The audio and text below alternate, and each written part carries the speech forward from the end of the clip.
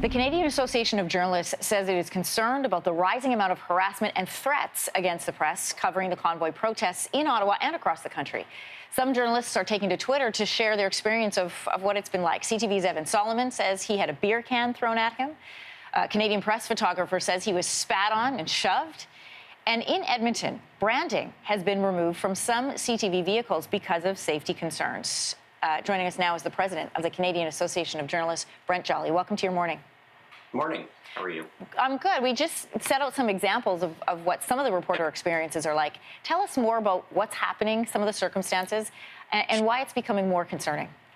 Yeah, no, what's been going on over the last several weeks, I mean, is part of the story. The sadder part of the story is that this has been going on a lot longer, particularly for women and journalists of color. You know, we've seen these kind of threats, harassment, online vitriol being spewed in their direction for a heck of a long time. And it's sort of now hitting a point of almost, it seems, no return. And that's incredibly frustrating and difficult to deal with because, well, you know, that it has impacts on mental health, journalist safety, equity issues, and press freedom issues. So it's a major deal.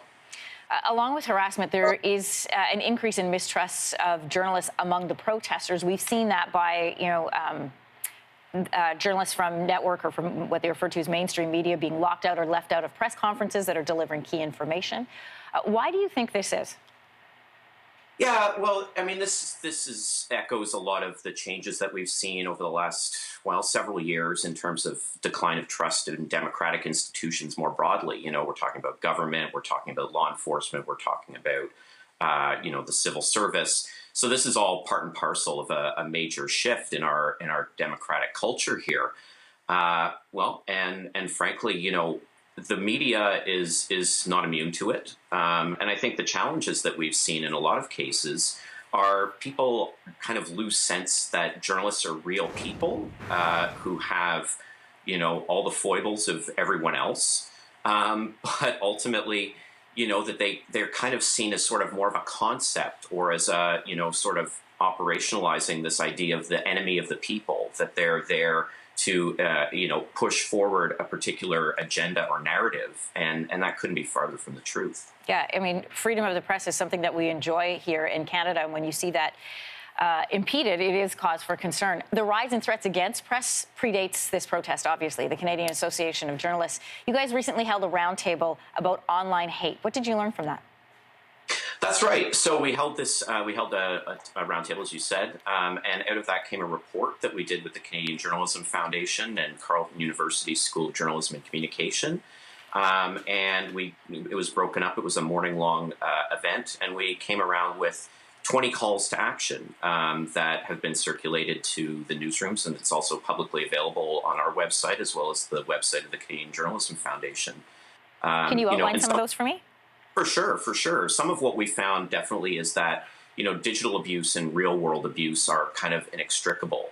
Sort of what begins online can also represent a physical threat. That's more broadly, but I think, the idea of the duty to protect on the part of news organizations is increasing.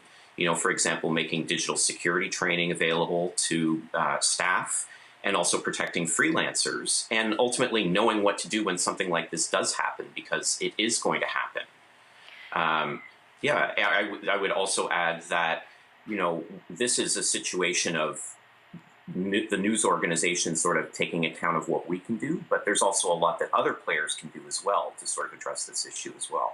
Yeah, it's been interesting to note the need for training when you're live on the streets of Canada. I mean, all news organizations do training for when someone's going to go to a war zone, but now we're having to do training for reporting for places like the streets of Ottawa. Wild to see. Yeah, it's pretty crazy. It's part of this militarized, sort of what happens when the culture wars come to Canada, and it's a perilous state for democracy. And I think that is why we need government to step up and follow through with its online harms legislation. We need law enforcement to, figure out exactly how they're going to do this, because a lot of the policies for following through and following up on these cases are stuck in an analog era, and we're now in a digital world. and also social media companies to take proactive steps to ensure that this kind of stuff doesn't happen and this kind of poison doesn't exist on their platforms. Brent Jolly, thanks for joining us here in Your Morning. Good to talk to you. Great insights. Thanks so much. I appreciate it.